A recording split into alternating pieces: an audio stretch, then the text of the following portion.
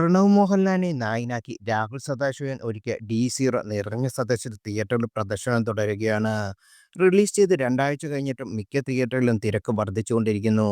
ഇപ്പോഴിതാ ചിത്രം ഉടൻ തന്നെ 100 കോടി ക്ലബ്ബിൽ ഇടം പിടിക്കുമെന്ന ആകാംക്ഷയിലാണ് ആരാധകർ. സിനിമയുടെ ബോക്സ് ഓഫീസ് കളക്ഷൻ റിപ്പോർട്ടാണ് ഇപ്പോൾ പുറത്തു വന്നിരിക്കുന്നത്.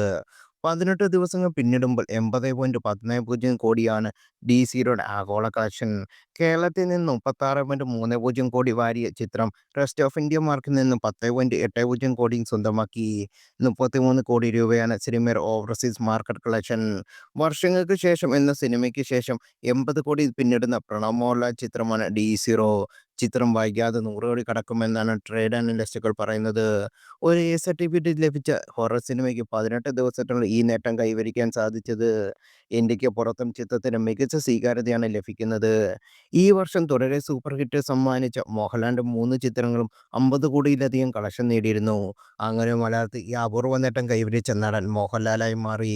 ഇപ്പോഴിതാ അതേ റെക്കോർഡ് നേട്ടം സ്വന്തമാക്കിയിരിക്കുകയാണ് പ്രണവ് മോഹൻലാലും. ക്രോധത്തിന്റെ ദിനം എന്ന അർത്ഥം വരുന്ന ദ ഡേ വിത്ത് ദ റാത്ത് എന്നാണ് ചിത്രത്തിന്റെ ടൈറ്റിൽ ലൈൻ. നയൻ ഫിറ്റ് സ്റ്റുഡിയോസും വൈനോർ സ്റ്റുഡിയോസിന്റെ ബാനറിൽ ചക്രവർത്തി രാമചന്ദ്ര, എസ് ശശികാന്ത് എന്നിവർ ചേർന്ന് നിർമ്മിക്കുന്ന ചിത്രത്തിന്റെ തിരക്കഥയും രാഘവ് സദാശിവൻ തന്നെയാണ്.